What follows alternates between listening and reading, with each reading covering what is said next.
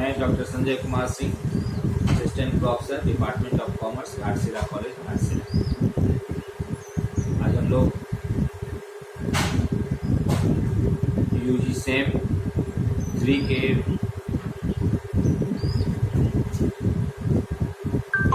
Management principles and applications विषय के organisation chapter पे चर्चा कर रहे हैं। पिछली चर्चाओं में हम लोगों ने इस पे संगठन के अर्थ, इसकी प्रकृति, प्रक्रिया इत्यादि के बारे में चर्चा की। Organisational structure, difference between formal and informal organisation, elements of organisation, process इत्यादि की चर्चा की। आज हम लोग प्रिंसिपल्स ऑफ ऑर्गेनाइजेशन की चर्चा करेंगे।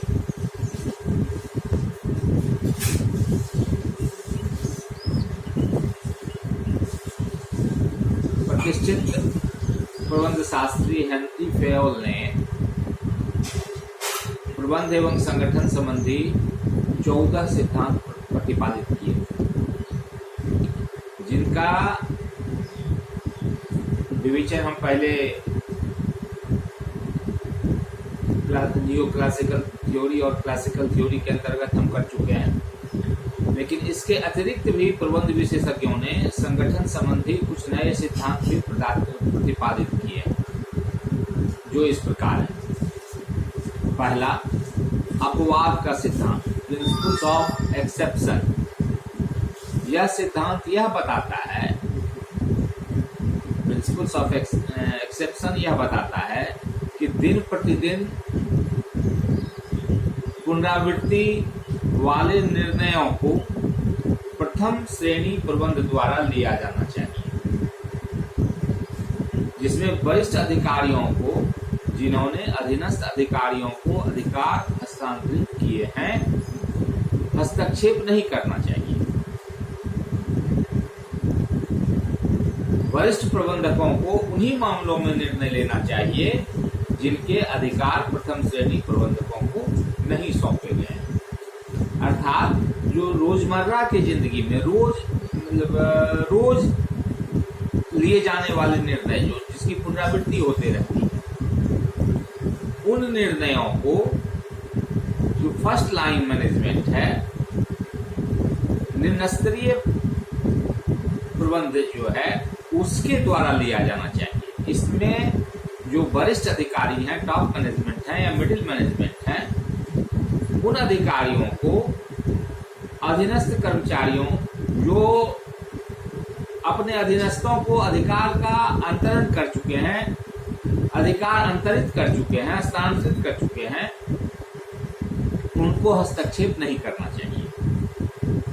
वरिष्ठ प्रबंधकों को, जो सीनियर मैनेजर्स हैं, उनको उन्हीं मामलों में निर्णय लेना चाहिए जिनके अधिकार फर्स्ट लाइन मैनेजमेंट के प्रबंधकों को नहीं सौंपे गए।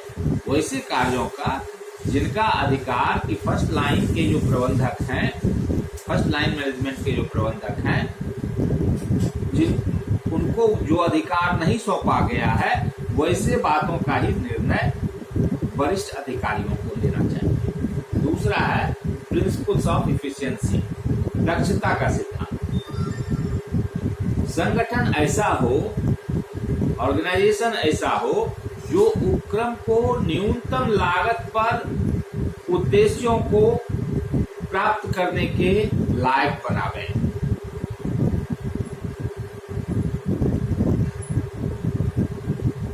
जिसमें संसाधनों की बर्बादी ना हो, मिसयूज ना हो रिसोर्सेस का, साथ ही मानवीय संसाधनों तथा उनके ज्ञान का पूर्ण उपयोग। कहने का तात्पर्य है कि उपक्रम न्यूनतम लागत पर अपने उद्देश्य को प्राप्त करने में सक्षम हो, ऐसा संगठन होना चाहिए, और जिसमें जो हमारे पास रिसोर्सेस उपलब्ध हैं, संसाधन जो हमारे पास मौजूद हैं, उन संसाधनों की बर्बादी भी ना हो, और जो मानवीय संसाधन तथा उनके ज्ञान है, उनके पास जो ज्ञान है, जो स्किल है, उनका जो है वह पूर्ण सदुपयोग हो सके। यही है प्रिंसिपल्स ऑफ इफिशिएंसी। तीसरा है प्रिंसिपल्स ऑफ पार्टिसिपेशन, सहभागिता का सिद्धांत। यह सिद्धांत कहता है, इस बात पर जोर देता है कि प्रबंधकों को, चाहे वह वरिष्ठ हो या अधीनस्थ हो, आमने सामने बैठकर संगठन संबंधी समस्याओं पर विचार विमर्श करना चाहिए। अर्थात कि प्रबंधक, चाहे वो सीनियर मैनेजर हो या जूनियर मैनेजर, इनको अगर कोई समस्या सामने आती है उपक्रम के सामने, संस्था के सामने, चाहे वो छोटी समस्या हो या बड़ी समस्या हो, जो भी हो, तो उसका अगर समाधान निकालना है तो इन समस्याओं पर आमने सामने बैठकर चर्चा करनी चाहिए, विचार विमर्श करना चाहिए, और फिर उससे जो निर्णय सामने आता है उस पर गौर करना चाहिए। ऐसा कर, ये जो सहभागिता का सिद्धांत है, तो ऐसा करने से क्या होता है कि जो हमारे निचले स्तर के प्रबंधक हैं, कर्मचारी हैं, उनको लगता है कि मेरा भी इसमें योगदान, कार्य करने के अतिरिक्त मानसिक रूप से, बौद्धिक रूप से मेरा भी योगदान हो रहा है, और इससे उनको प्रोत्साहन मिल रहा है। चौथा है लोच का सिद्धांत, प्रिंसिपल ऑफ फ्लेक्सिबिलिटी। लोच का सिद्धांत क्या है? संगठन, कोई भी संगठन जो है स्थिर प्रकृति का नहीं होना चाहिए, वह स्थिर प्रकृति का नहीं होता है, इसलिए कि उसमें अलग अलग समय पर, अलग अलग रोज जो है सो अलग अलग तरह की बातें सामने आती रहती हैं, और अगर हम उसको ऑर्थोडॉक्स की तरह, जो पहले का हमारा निर्णय है, उसी निर्णय पर अगर हम चलते रहेंगे तो हम असफलता की ओर अग्रसर हो जाएंगे। इसलिए उसमें वह स्थिर नहीं होता है, उसकी प्रकृति जो है, संगठन की प्रकृति जो है वह स्थिर नहीं होनी चाहिए, बल्कि लोचपूर्ण होना चाहिए, लोचदार होना चाहिए, जिससे कि समय नष्ट किए बिना उसमें आवश्यकता अनुसार परिवर्तन किया जा सके।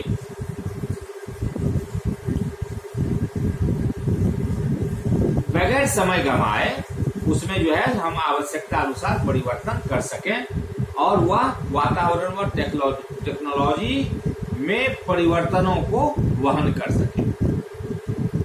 नई नई बातें आते रहती हैं, नए नए टेक्निक्स आते रहते हैं, तो अगर हम ऑर्थोडॉक्स की तरह उसको पकड़े रहें, कट्टरपंथी की तरह उसको पकड़े रहें कि हमको इस चीज को ये नहीं करना है, तो हम प्रतियोगिता में फिसल जाएंगे। इसलिए कह रहा है कि प्रबंध को जो है फ्लेक्सिबल होना चाहिए, लोच के सिद्धांत को मानना चाहिए, कि अगर कोई नई बात सामने आती है तो उस अनुरूप अपने आप को ढालना चाहिए, पुरानी बातों को छोड़ के नई बातों को अपनानी चाहिए, नए टेक्निक्स को अपनाना चाहिए, नए टेक्नोलॉजी को अपनाना चाहिए, टूल्स को अपनाना चाहिए, और आवश्यकता अनुसार जो हमारे पहले के निर्णय हैं उसमें परिवर्तन करके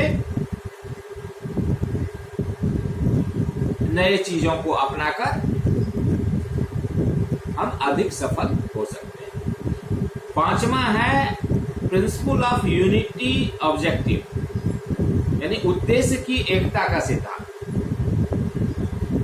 संपूर्ण उपक्रम तथा उसके विभाग के लिए उद्देश्य तो स्पष्ट होने ही चाहिए, और ये उद्देश्य समान होने चाहिए, एक समान, सबों के लिए उद्देश्य एक समान होने चाहिए, ताकि उन्हें प्राप्त करने पर ही सारे संगठन का ध्यान केंद्रित हो सके। अलग अलग उद्देश्य, अंतिम उद्देश्य जो है वह एक होना चाहिए, और उस उद्देश्य को प्राप्त करने के लिए सभी अपने अपने तरीके से रास्ता निकाले गए रास्ते पर काम करने में अग्रसर होनी चाहिए। इसलिए अल्टीमेट गोल जो है संस्था का वह एक होना चाहिए, कि हमको बिक्री बढ़ा करके, क्वालिटी मेंटेन करते हुए बिक्री बढ़ाकर, मिनिमम लागत पे बिक्री बढ़ा करके हमको अपना मुनाफा बढ़ाना है। अगर कोई यह व्यावसायिक फर्म है, गैर व्यावसायिक फर्म है तो जिस उद्देश्य के लिए उसकी स्थापना हुई है विश्वविद्यालय के रूप में, अगर हम देखें तो विश्वविद्यालय का अंतिम उद्देश्य क्या होना चाहिए कि हमारे यहाँ क्वालिटी एजुकेशन होना चाहिए, समय पर परीक्षा होनी चाहिए, समय पे रिजल्ट होना चाहिए और हमारे बच्चे पढ़ के कहीं प्लेसमेंट पा सकें, एम्प्लॉयड हो सके। तो ये जो अंतिम उद्देश्य है, इसी के लिए सारे विभाग के सामने, यह सभी विभाग के सामने यही अंतिम उद्देश्य है। ये एक रूपता होनी चाहिए इस उद्देश्य में और सारे विभाग अपने अपने तरीके से एफर्ट्स लगा करके अपना उस उद्देश्य को प्राप्त करने की दिशा में अग्रसर होना चाहिए। तो उद्देश्य की एकता का सिद्धांत जो है यह बहुत ही महत्वपूर्ण सिद्धांत है संगठन के। आगे है छठा है निश्चितता का सिद्धांत, प्रिंसिपल ऑफ डिफिनिटनेस।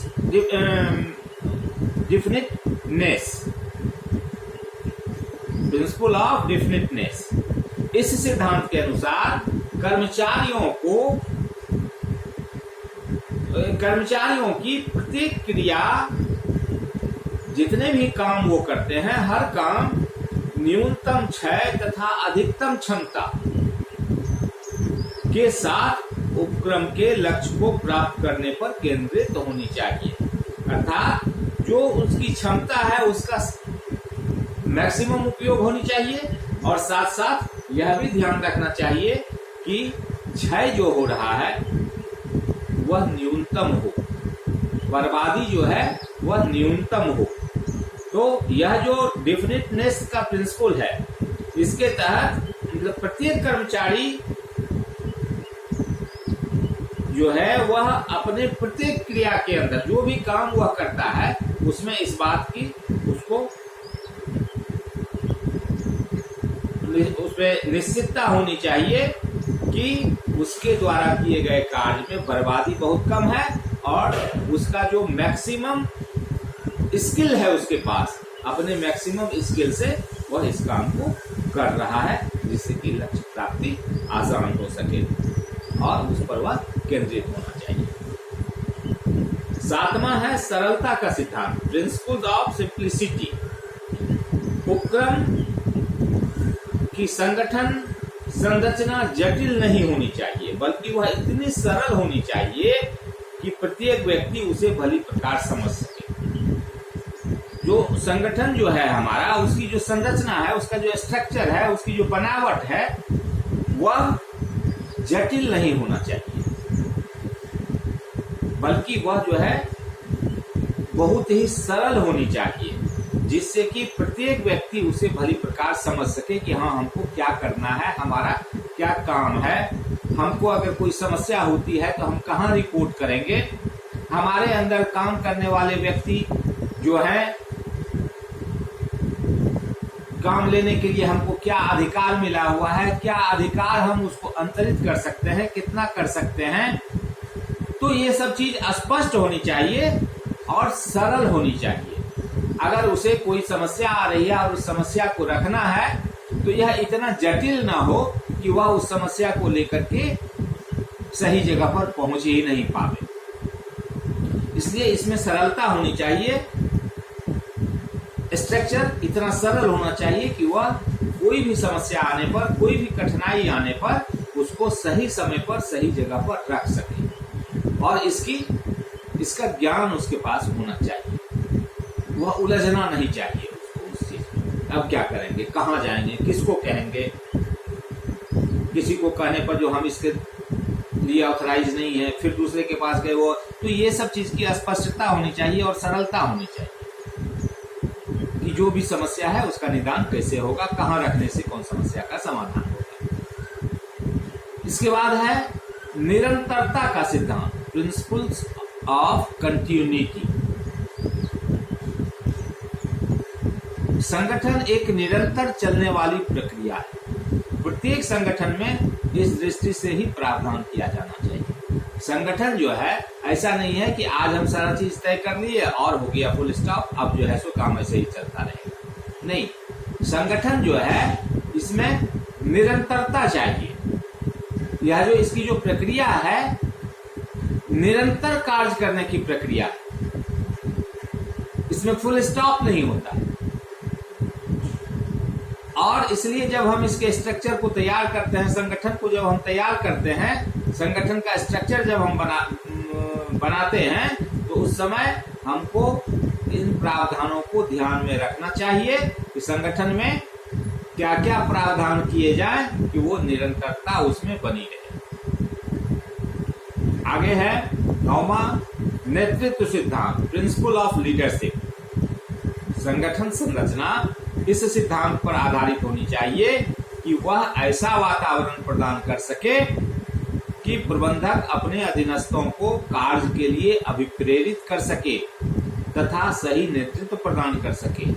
संगठन संरचना का सिद्धांत इस तरह का होना चाहिए या इस तरह के सिद्धांत पर वह आधारित होनी चाहिए कि जिससे एक ऐसे वातावरण का निर्माण हो जिसमें मैनेजर्स अपने सबऑर्डिनेट्स के कार्य को अभिप्रेरित कर सके, सही नेतृत्व उसको प्रदान कर सके। 10वां है वैयक्तिक योग्यता का सिद्धांत, प्रिंसिपल ऑफ पर्सनल एबिलिटी। कर्मचारी ही संगठन को बनाता है। जो काम करने वाला आदमी है उसी का तो संगठन होता है। तो जो काम करने वाले व्यक्ति हैं, वहां पर जो कर्मचारी हैं, संगठन उन्हीं से बनता है। अतः संगठन संरचना ऐसी होनी चाहिए जिसमें कर्मचारी तथा प्रबंध विकास पर बल दिया जा सके। ऑर्गेनाइजेशनल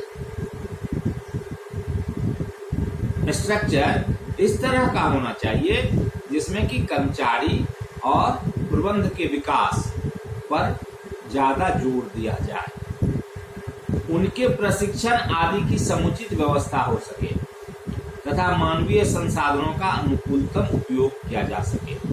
कर्मचारी अगर प्रशिक्षित होंगे, बीच बीच में अगर हम उनको नए नए टेक्नोलॉजी, नए नए टेक्निक्स, टूल्स के बारे में हम उसको प्रशिक्षित करते रहेंगे, इसकी समुचित व्यवस्था रखते हैं अगर, और उस व्यवस्था से उसको प्रशिक्षित करते जाते हैं, तो जो मानवीय संसाधन हमारे पास मौजूद हैं, जो कर्मचारी हमको मानवीय संसाधन के रूप में मौजूद हैं, उनका जो है सो मैक्सिमम, अधिकतम और अनुकूलतम उपयोग हो पाना संभव हो पाता है। तो मुख्य रूप से फेयोल के प्रबंध एवं संगठन संबंधी सिद्धांत, जो 14 सिद्धांत वो प्रतिपादित किए हैं, उसके अतिरिक्त नए जो सिद्धांत सम्मिलित हो रहे हैं संगठन में, वो ये निम्न थे। अब है कि संगठन का उद्देश्य तथा महत्व क्या है। Purpose and importance of organisation.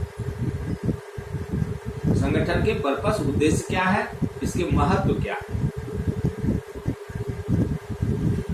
मनुष्य ने अपनी बुद्धि का विकास होने के बाद से ही, जब से मनुष्य में बुद्धि का विकास हुआ, उसके बाद से ही वह समूह में काम करना पसंद करते हैं।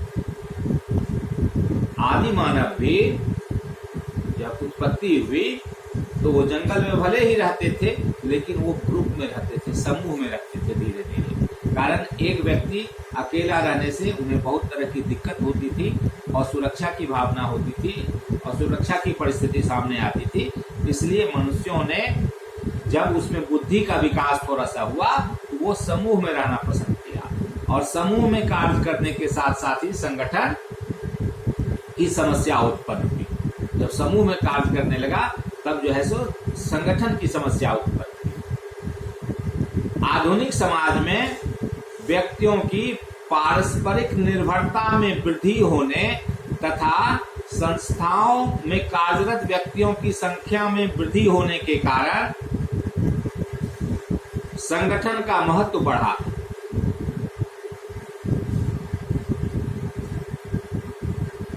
अभी के समाज में क्या हुआ कि व्यक्तियों की जो पारस्परिक निर्भरता एक दूसरे पर बढ़ी, निर्भर हम लोग एक दूसरे पर ज्यादा होते चले गए, तथा संस्थाओं में कार्यरत व्यक्तियों की संख्या में वृद्धि, ये दोनों ही बातें जो है होने के कारण संगठन का महत्व बढ़ता चला गया। अभी भी छोटे व्यावसायिक उपक्रमों में एकाकी व्यवसायी स्वयं या उसकी ओर से नियुक्त प्रबंधक व्यवसाय के सारे कार्यों की देखभाल कर लेता है, परंतु बड़ी कंपनियों में जहां बहुत सारे विभाग एवं उपविभाग होते हैं तथा हजारों कर्मचारी कार्यरत होते हैं, काम करने वाले होते हैं, संगठन का कार्य जटिल हो जाता है, कठिन हो जाता है। उसे एक व्यक्ति के द्वारा नहीं संभाला जा सकता है, क्योंकि विभिन्न कार्यों का विभागों और उपविभागों में आवंटन तथा उनकी क्रियाओं में समन्वय उत्पन्न करना आसान काम नहीं होता है। इसलिए आधुनिक युग में बृहत उपक्रमों के कुशलता पूर्वक संचालन में उपयुक्त संगठन की महत्ता काफी बढ़ गई है। एक मतलब परफेक्ट ऑर्गेनाइजेशन का इम्पोर्टेंस बढ़ता चला जा रहा है। आधुनिक युग में संगठन के उद्देश्यों या लाभ को हम निम्न शीर्षक के अंतर्गत रख के चर्चा कर सकते हैं। पहला, विशिष्टीकरण को प्रोत्साहन। श्रम संगठन जो है श्रम विभाजन पर आधारित है। कोई भी संगठन जो है श्रम विभाजन पर आधारित है। श्रम विभाजन मतलब काम को विभाजित कर दिया गया और निश्चित काम में निश्चित व्यक्ति को लगा दिया गया और वह व्यक्ति वही काम करेगा, दूसरा ग्रुप दूसरा काम करेगा। तो ये जो आज का जो संगठन है यह श्रम विभाजन पर आधारित है। फर्म के सभी कार्यों को पहचान कर, जितने भी तरह के काम वहां पर हो रहे हैं उन कार्यों को पहचान कर उनकी प्रकृति के अनुसार उन्हें समूहबद्ध किया जाता है। काम का जो नेचर है, स्वभाव है, उसके अनुसार काम को पहले अलग अलग समूहों में समूहबद्ध किया जाता है और तब उस कार्य को उपयुक्त व्यक्ति को सौंपा जाता है। जब हम समूहबद्ध कर लेते हैं तब उस काम को करने में सक्षम व्यक्ति है उस व्यक्ति को वह कार्य सौंप देते हैं, जो उस काम के लिए ट्रेनिंग लिए हुए हैं, जिनका स्किल डेवलप हो चुका है उस काम में, तो वैसे व्यक्ति को वह काम सौंप दिया जाता है। यह श्रम विभाजन का ही रूप है जिसमें प्रत्येक व्यक्ति अपने कार्य में विशिष्टता प्राप्त कर लेता है, स्पेशलाइज्ड हो जाता है, फुल्ली स्किल्ड हो जाता है और फर्म की उत्पादकता में वृद्धि करता है। इसलिए संगठन जो है से विशिष्टीकरण को प्रोत्साहन मिलता है, या विशिष्टीकरण को प्रोत्साहित करने के लिए संगठन का महत्व बहुत ही अधिक है। दूसरा है प्रबंधकीय क्षमता में वृद्धि, इंक्रीज इन मैनेजरियल इफिशियंसी। संगठन संरचना का उद्देश्य न केवल कार्य का विभाजन करना है बल्कि कर्मचारियों के पारस्परिक संबंधों, अधिकारों एवं दायित्वों आदि का निर्धारण करना भी है, ताकि सभी विभागों व उपविभागों के कार्यों में समन्वय बना रहे। यह केवल कार्य का विभाजन कर देने से ही नहीं होता है, बल्कि कर्मचारियों के जो पारस्परिक संबंध है, आपसी जो एक दूसरे से उसके संबंध है, अधिकार एवं दायित्व, इनका निर्धारण आदि का निर्धारण करना, ये सभी संगठन संरचना के उद्देश्य के अंतर्गत आते हैं। और इससे क्या होता है कि सभी विभागों व उपविभागों के कार्यों में समन्वय बना रहता है और कार्य के संचालन में आने वाली जो रुकावटें होती हैं वो हट जाती हैं। इन सब का परिणाम यह होता है कि कुल मिलाकर प्रबंधकीय क्षमता तथा उसकी प्रभावशीलता में वृद्धि होती है, वह बढ़ जाता है। तो यह जो है इसका उद्देश्य केवल कार्य श्रम विभाजन करना ही नहीं है, बल्कि कर्मचारियों के पारिश्रमिक संबंध, उनके अधिकारों एवं दायित्वों आदि का निर्धारण करना, सभी विभागों उप विभागों के कार्यों में समन्वय बनाए रखना और कार्य के संचालन में आने वाली रुकावटों को दूर हटाना। इस दृष्टिकोण से भी ये जो संगठन होते हैं इसका महत्व होता है और संगठन का उद्देश्य होता है कि इन कार्यों को वह करें। तीसरा है मानवीय प्रयासों का अनुकूलतम उपयोग। चूंकि एक उपयुक्त संगठन संरचना के अंतर्गत एक परफेक्ट ऑर्गेनाइजेशनल स्ट्रक्चर के अंतर्गत प्रत्येक कर्मचारी का कार्य, उसके अधिकारों एवं दायित्व सुनिश्चित होते हैं। क्या उनको अधिकार है, इसमें क्या होता है संरचना, मतलब जो स्ट्रक्चर है, जो संगठन है, ऑर्गेनाइजेशन है, उसमें जो है सो हर कर्मचारी का क्या कार्य उसको करना है, क्या उसके अधिकार हैं, क्या उसके दायित्व है, अकाउंटेबिलिटी उसकी क्या है, रिस्पॉन्सिबिलिटी उनकी क्या है, यह सुनिश्चित कर दिया जाता है और इस बात की संभावना समाप्त हो जाती है। ऐसा करने से इस बात की संभावना समाप्त हो जाती है कि किसी कार्य के लिए कोई व्यक्ति उपलब्ध नहीं है और किसी कार्य को करने के लिए बहुत सारे व्यक्ति को कह दिया गया। इस प्रकार संस्था के मानवीय प्रयासों का सर्वोत्तम उपयोग संभव होता है। ये जो ऑर्गेनाइजेशन है यह इसलिए भी महत्वपूर्ण है कि इसमें जो है यह सुनिश्चित कर दिया जाता है जो किस व्यक्ति को क्या काम करना है, उसके अधिकार क्या होंगे, उसका रिस्पॉन्सिबिलिटी क्या होगा, वह किसके प्रति जो है सो अकाउंटेबल होगा। और ऐसा कर देने से क्या होता है कि ऐसा मतलब करने से इस बात की संभावना समाप्त हो जाती है कि कोई काम को करने के लिए बहुत ही कम व्यक्ति हैं और काम ज्यादा है, और कहीं पर जो है सो काम कम है और व्यक्ति बहुत ज्यादा है। तो इन सब दृष्टिकोण से ये जो संगठन का महत्व होता है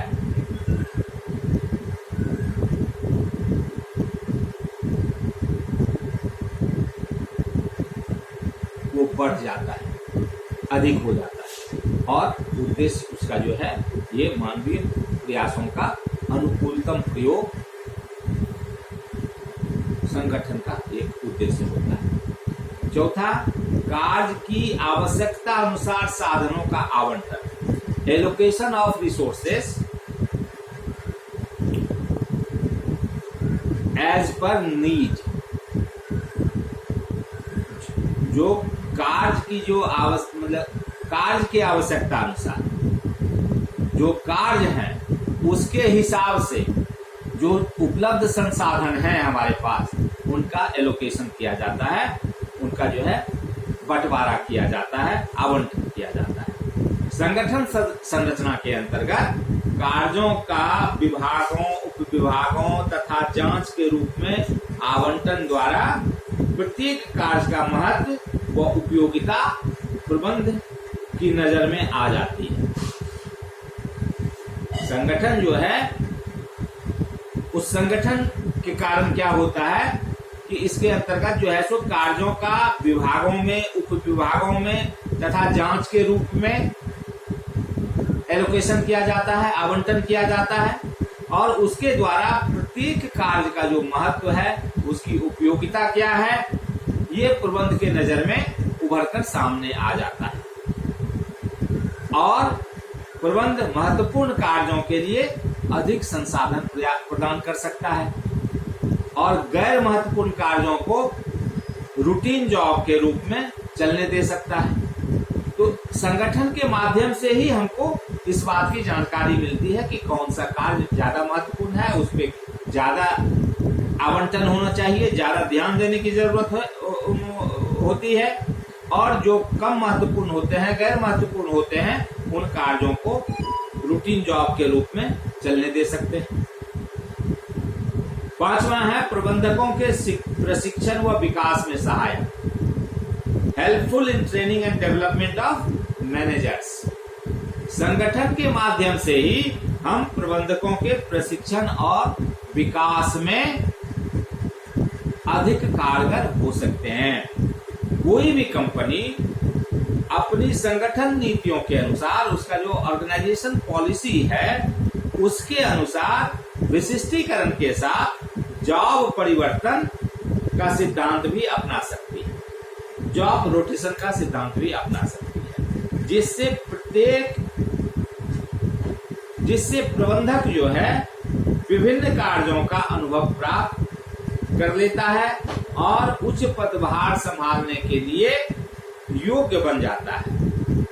अर्थात इसके अंतर्गत क्या होता है, जो अपनी जो उसकी नीतियां हैं, उस नीतियां के अनुसार विशिष्टीकरण के साथ जो स्पेशलाइजेशन है उसके पास, उसके साथ वह जॉब परिवर्तन का सिद्धांत भी अपना सकती है। जॉब परिवर्तन का सिद्धांत का मतलब जो प्रबंधक उसके पास है उसको विभिन्न कार्यों का अनुभव दिलाते हैं और उच्च पदभार संभालने के योग्य भी बनाते हैं, मतलब ऑलराउंडर बनाने की कोशिश की जाती है, का प्रयास किया जाता है। इसका अर्थ कि एक जो आज प्रबंधक क्रय विभाग में काम कर रहा है उसी को फिर जो है सो हम विक्रय विभाग में भी वहां डालते हैं, प्रोडक्शन विभाग में भी हम उसको कुछ दिन के लिए ले जाते हैं। तो हर जगह का स्पेशलाइजेशन उसको मिलता है और हर जगह का अनुभव उसको होता है, और वह फिर क्या होता है कि ऑलराउंडर हो जाता है और तब फिर वह उच्च पदभार संभालने के योग्य भी हो जाता है, इसलिए कि उसको सारे विभागों की जानकारी हो जाती है। आप ऐसे भी देखते होंगे सरकारी व्यवस्था में भी एक आईएएस कोई व्यक्ति जो है सो आईएएस की परीक्षा पास करके आता है तो उसको सीधे जो है हम सेक्रेटेरिएट में या डीसी के पद पर उसकी बहाली नहीं हो जाती है, उसका पोस्टिंग नहीं होती है। उनके लिए जो है सो साल 2 साल का प्रशिक्षण का समय रखा जाता है और उसमें उस आईएएस पदाधिकारी को ब्लॉक में बीडीओ के रूप में काम करना पड़ता है, सीओ के रूप में काम करना पड़ता है, एसडीओ ऑफिस में काम करना पड़ता है, कृषि विभाग में काम करना पड़ता है, हेल्थ विभाग में काम करना पड़ता है, और फिर जब उनकी पोस्टिंग, जब उनका ट्रेनिंग जब समाप्त भी हो जाता है तो फिर हम देखते हैं कि आज जो हमारे वित्त विभाग के सेक्रेटरी हैं वो फिर जो है सो स्वास्थ्य विभाग के सेक्रेटरी हो जाते हैं, स्वास्थ्य विभाग के सेक्रेटरी जो है सो एजुकेशन डिपार्टमेंट के सेक्रेटरी हो जाते हैं। तो इस तरह से ये जो रोटेशन होते रहता है कि हर पद का अनुभव उनको दिलाया जाता है जिससे कि वो ऑलराउंडर हो जाए। यह संगठन के कारण ही संभव हो सकता है, संगठन का महत्व इससे दिखाई पड़ता है और उद्देश्य भी इसका यह होता है कि अपने हर कर्मचारी को ऑलराउंडर बनाना, हर क्षेत्र का विशेषज्ञ बनाना और विशिष्टीकरण के साथ जॉब में परिवर्तन करते रहना, रोटेट करते रहना। छठा है उपक्रम के विस्तार में सहायक, helpful in expansion of enterprise. आधुनिक युग में संगठन सिद्धांतों के कारण, अभी का जो समय चल रहा है इसमें जो संगठन के सिद्धांत हैं उसके कारण यह संभव हो सका है कि कुछ उपक्रमों का स्वरूप अंतर्राष्ट्रीय है और उनके आकार में कई गुनी वृद्धि होने के बाद भी कार्यों में समन्वय बनाए रखना संभव हो सका है और कार्य कुशलता में कोई ह्रास नहीं हुआ है। वास्तव में आधुनिक संगठन सिद्धांत उपक्रमों के विस्तार में सहायक है, अर्थात अभी का जो ये मतलब उपक्रम के विस्तार में भी हमारा यह संगठन सहायक होता है। इसकी महत्ता इस बात से झलकती है कि यह जो हमारा उपक्रम है, जो हमारी संस्था है, उसके विस्तार में हमारा ऑर्गेनाइजेशन जो है, ऑर्गेनाइजेशनल स्ट्रक्चर जो है, यह सहायक होता है। यह इसकी यह महत्ता है, इसका यह उद्देश्य है। अभी का जो संगठन के सिद्धांत के कारण, जो संगठन का प्रिंसिपल्स है, उसके कारण ही कुछ उपक्रमों का स्वरूप अभी बढ़ता चला जा रहा है। राष्ट्रीय मतलब राज्य स्तर से राष्ट्रीय स्तर पर चला गया और राष्ट्रीय स्तर से वह अंतर्राष्ट्रीय हो गया। उनके आकार में कई एक गुनी की मल्टीपल वृद्धि हो गई, कई एक गुना वृद्धि हो गई। और बावजूद इसके वृद्धि होने के बाद भी वह जो है सो कार्यों में समन्वय बनाए रखा और कार्यकुशलता में भी कोई ह्रास नहीं हुआ। तो यह ऑर्गेनाइजेशन के कारण संभव हो पाया। ऑर्गेनाइजेशन का जो प्रिंसिपल्स है उसके कारण यह संभव हो पाया और ऑर्गेनाइजेशन का महत्व इसमें काफी हद तक झलकता है इसका। इसलिए ऑर्गेनाइजेशन बनाने का एक उद्देश्य यह भी होता है। 7वां, आधुनिक टेक्नोलॉजी का सर्वोत्तम उपयोग। आधुनिक टेक्नोलॉजी बेहद महंगी तथा जटिल होती है, परंतु उसके उपयोग द्वारा उपक्रम की उत्पादकता में वृद्धि की अपार संभावनाएं उत्पन्न हो जाती हैं। इस टेक्नोलॉजी को आत्मसात करने के लिए भी एक अच्छे संगठन की आवश्यकता होती है। कोई भी जब टेक्नोलॉजी नया टेक्नोलॉजी आता है तो वह महंगी होती है और जटिल भी होती है, कारण उसको चलाने वाले लोग नहीं जानते हैं। लेकिन उसके उपयोग से जो उपक्रम है उसके उत्पादकता में वृद्धि होने की बहुत संभावनाएं होती हैं और इस टेक्नोलॉजी को लागू करने में, लाने में, अपनाने में भी हमको एक अच्छे संगठन की ही आवश्यकता होती है। बगैर संगठन के हम इसको उपयोग में नहीं ला सकते हैं, क्योंकि एक संगठन में जो हमारे पास काम करने वाले लोग हैं उनके पास पुराना अनुभव होता है और उस अनुभव के आधार पर वह नए टेक्नोलॉजी को भी तुरंत सहज में सीख लेता है, उसको परेशानी नहीं होती है और इस तरह से वह उत्पादकता में बहुत जल्द ही वृद्धि कर देता है और उसका जो महंगा होना पहले लगता है वह बाद में जैसे ही उत्पादकता में वृद्धि होती है वह सस्ती हो जाती है। 8वां है भ्रष्टाचार एवं अक्षमताओं पर रोक।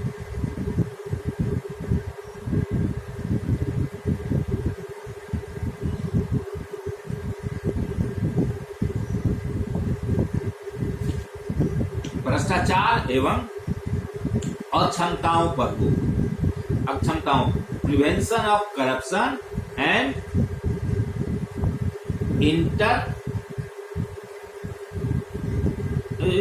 इनएफिशिएंसीज।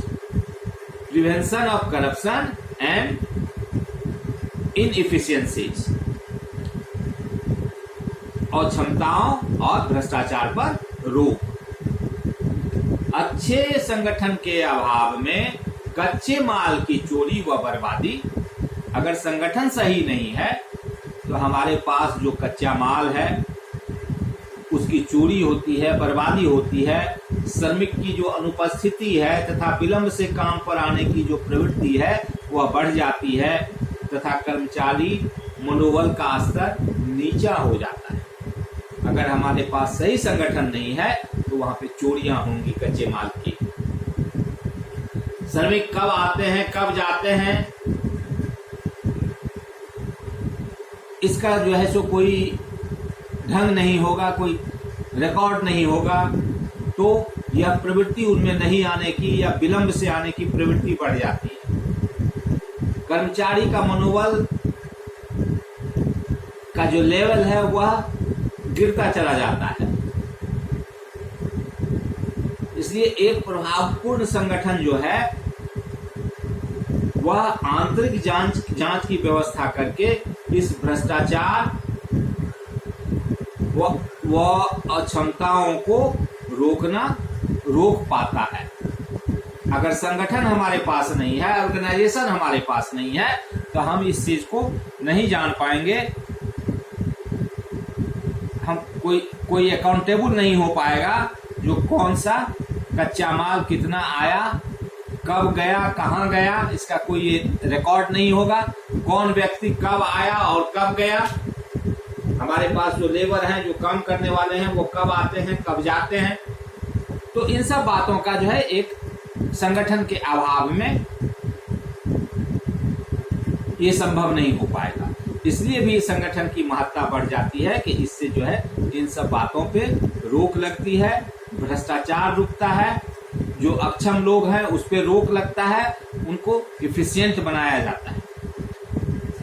9वां है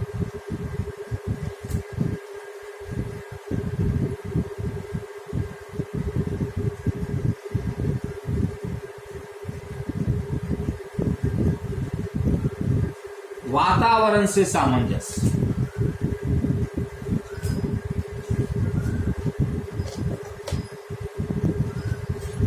एडजस्टमेंट विद द इन्वायरमेंट। वातावरण का यहाँ पे अर्थ धूप या बरसात से नहीं। प्रत्येक उपक्रम का जो अस्तित्व होता है, उसका अस्तित्व और उसका विकास, उस दोनों के लिए, किसी भी उपक्रम के अस्तित्व व विकास के लिए यह आवश्यक है कि वह अपने बाह्य वातावरण का मतलब सरकार द्वारा जो कानून है, औद्योगिक कानून है, श्रम संघों की जो मांग है, सरकार व समाज की जो अपेक्षाएं हैं, ये सब जो बाहरी वातावरण है, जो कंपनी के अंतर्गत काम करने के लिए वो पॉलिसी अपने ढंग से, वो सरकारी नियम कानून नियम परिनियम, टैक्स पॉलिसी, ये सारी चीजें जो है, बातें जो है, यह वायु वातावरण के अंतर्गत आती हैं। और यह जो वायु वातावरण के मतलब उपक्रम का जो अस्तित्व है और उसका जो विकास है, उसके लिए यह जो वायु वातावरण के अनुरूप उसको अपने आप को ढालना आवश्यक हो जाता है। लेकिन यह कब संभव है? जब उपक्रम के पास एक अच्छा संगठन हो, जो लोचपूर्ण हो, जिसमें लोचता की विशेषता पाई जाती हो, कि वह इन कानूनों में परिवर्तन के साथ साथ या इन कानूनों के अनुरूप अपने आप को ढाल सके। तो ऐसे संगठन की आवश्यकता होती है। तो यह संगठन पर निर्भर करता है। इसलिए भी संगठन बहुत ही महत्वपूर्ण हो जाता है। और संगठन का उद्देश्य होता है कि जो बाहरी मतलब जो वातावरण है, उससे अपने आप को एडजस्ट करके वह चलने में सक्षम होता है, संगठन की वजह से ही, ऑर्गेनाइजेशन की वजह से ही। 10वां है कंप्यूटर का प्रयोग संभव। आज का युग कंप्यूटर का युग है। आधुनिक युग में बड़े उपक्रमों में कंप्यूटर का प्रयोग अपरिहार्य मतलब आवश्यक हो गया है, अपरिहार्य हो गया है, अति आवश्यक हो गया है। परंतु कंप्यूटर प्रबंध के केंद्रीयकरण पर जोर देता है। यह जो कंप्यूटर है, प्रबंध के केंद्रीयकरण पर जोर देता है, जहां एक ही स्थान पर सभी सूचनाएं एकत्रित होती हैं। अच्छा संगठन कंप्यूटर का सर्वोत्तम उपयोग संभव बना सकता है। जो एक अच्छा संगठन है, ऑर्गेनाइजेशन है, वही कंप्यूटर के सर्वोत्तम उपयोग को भी संभव बना सकता है। ये जो सारे तथ्य हैं, जिन बिंदुओं पर अभी हमने चर्चा की, ये सारे जो है तथ्य एक उपक्रम में प्रभावपूर्ण संगठन के निर्माण पर बल देता है। संगठन संसाधनों से भी अधिक महत्वपूर्ण है। ये जो संगठन है, ऑर्गेनाइजेशन है, यह सबसे अधिक महत्वपूर्ण है। क्योंकि संसाधन रहते हुए भी अगर हमारे पास संगठन नहीं है, तो फिर हम उस संसाधन का उपयोग नहीं कर पाते हैं। इसलिए कहा गया है कि संगठन संसाधन से भी अधिक महत्वपूर्ण है।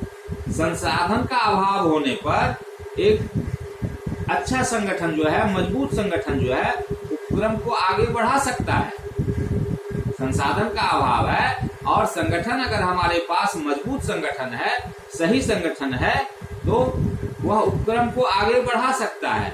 लेकिन एक संगठन के अभाव में संसाधन रहने के बाद भी हम आगे नहीं बढ़ सकते। एंड्रयू कार्नेगी ने अपने व्यवसाय को एंड्रयू कार्नेगी ने कहा है कि हमारी समस्त मुद्रा हमारे बड़े कारखाने, खाने तथा कोयले की भट्टियां सभी कुछ ले जाइए। एंड्रयू कार्नेगी जो है वह अपना व्यवसाय बेच रहा था। बेचते समय उसने कहा कि हमारी समस्त मुद्रा, जितना हमारे पास मुद्रा है, हमारे सभी कारखाने, जो कारखाना है, खान, कोयला की भट्टी, ये सभी कुछ ले जाइए, परंतु हमारे संगठन को हमारे पास छोड़ दीजिए और कुछ ही वर्षों में मैं पुनः अपने को स्थापित कर लूंगा। ये जो संगठन हमारा है सिर्फ इसको छोड़ दीजिए, बाकी सारा चीज ले जाइए, और ये संगठन अगर हमारे पास रहेगा तो हम पुनः अपने आप को कुछ ही वर्षों में स्थापित कर लेंगे। उनका यह कथन संगठन के उद्देश्य और महत्व को दर्शाता है कि यह कितना महत्वपूर्ण है किसी उपक्रम के लिए, किसी व्यवसाय के लिए, किसी गैर व्यावसायिक संस्था के लिए।